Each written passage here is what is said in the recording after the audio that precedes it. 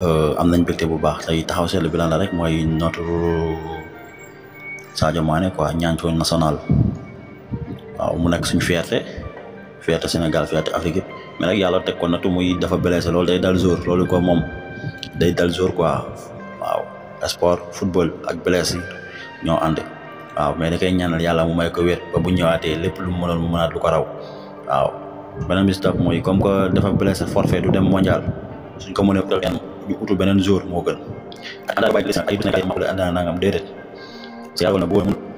dinañ uti keneen ku ko remplacer parce que jour boobu am na ñëw ñu soxla waaw léegi nag ñu ñaanal ko mu wér ndax sport jeexul